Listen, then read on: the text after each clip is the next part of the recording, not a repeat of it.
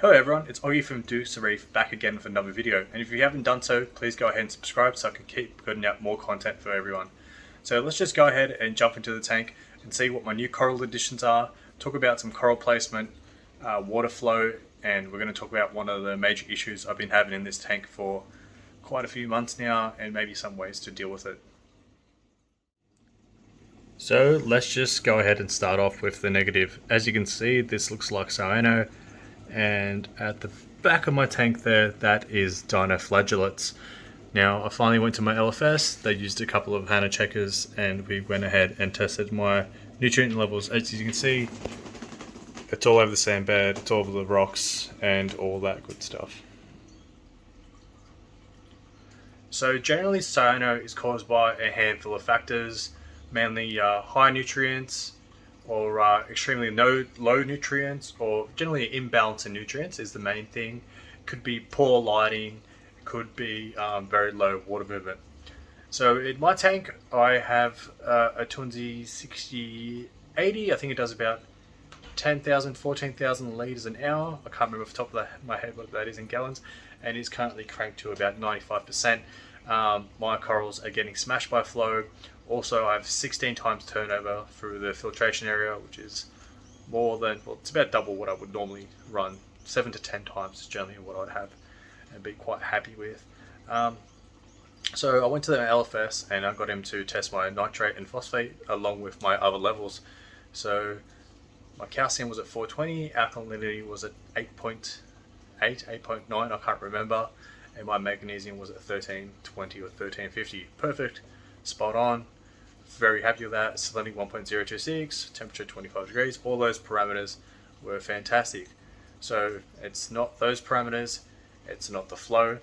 I've got an AI Hydro 26, which has probably had about a year's use, if that.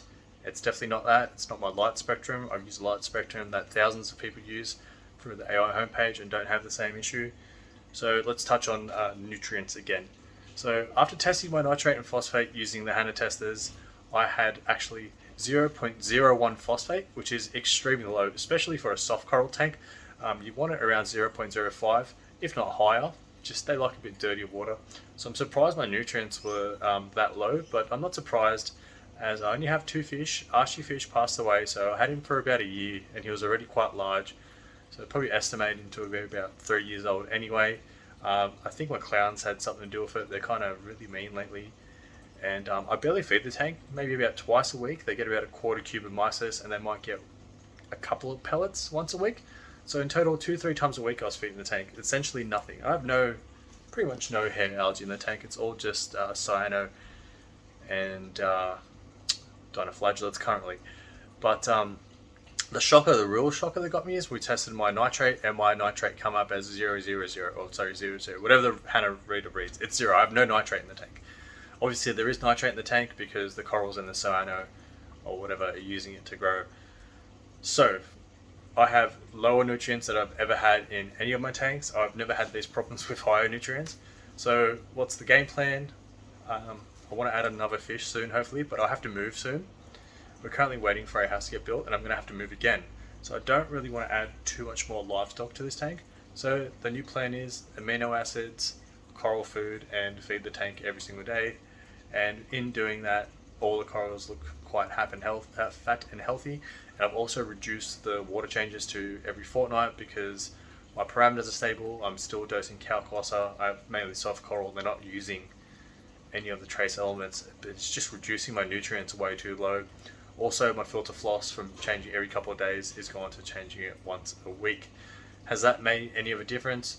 No, not really so far. It's only been a couple of days. I have also been blowing down the tank every couple of days or so and then sucking out as much cyano as possible.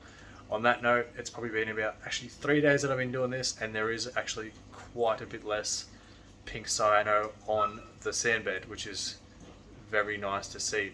So now that I've just the elephant in the room, let's go look at some eye candy and see what's in the tank and talk about some coral placement. Did I say please subscribe? So as you can see, the tank is thriving. All the zoos that I got, except for the red hornets, end up surviving and have actually multiplied.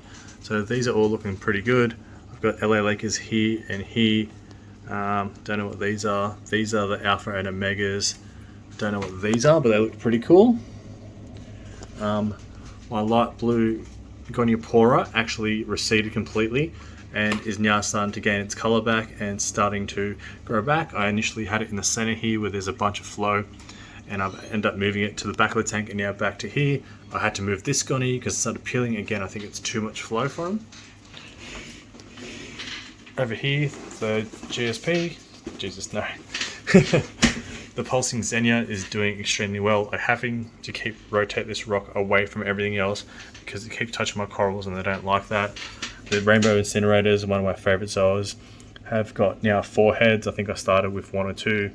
Art of Chaos doing great. Orange candy apples. Jeez, there's 3 or 4 heads. I do believe I had 1 or 2 initially. I think these are the Care Nightmares. I can't remember. There's currently 6 heads. I had less than that. There is 5 or 6 heads zippers. I had 3. I currently got some rusters and some orange hornets. Can't remember what they're called. Yeah, Signalaria doing great. Sorry about that pause. The anemone has gotten huge. The clownfish fat and healthy. Like I said, she's had no issues, even though she's blind in one eye. What's been really nice, the petroglyphs. I've got about 7 or 8 of them, and I had 2, so they have been loving my tank. These guys behind, go away clownfish please, I'll feed you soon, are doing great. And the purple monsters, I think they're called, I can't remember, are doing fantastic, so they've doubled. My green star polyps are doing great. As you can see, I've got another cool new toadstool on the back. It's actually like a darker pink color than the other one. It's actually got a fluorescent green base, which is super, super nice. The Gonio I had to move is actually just back there behind the anemone. You would have seen it in the top-down view. And now that it's in the lower flow area, it's doing much better. I've also had to move my torch back there to a much lower flow area, but as you can see, it is very close to my anemone because the anemone has slightly moved and grown quite a bit since I've had it for the last week or 2. So I'm going to have to go ahead and move that again today. The torch was already struggling. I don't want to let it get killed by the anemone. As you can see, one of my dream anemones are in the tank, a forest fire. I've been waiting over a year to get one of them, and finally my tank's complete. I don't know if you guys can hear that banging, but it's my son banging on the door. How'd you do it? You opened it. So I think it's time for me to stop recording and go play with him. So I hope you enjoyed this video, and there'll be more updates on the new equipment on the tank to come soon.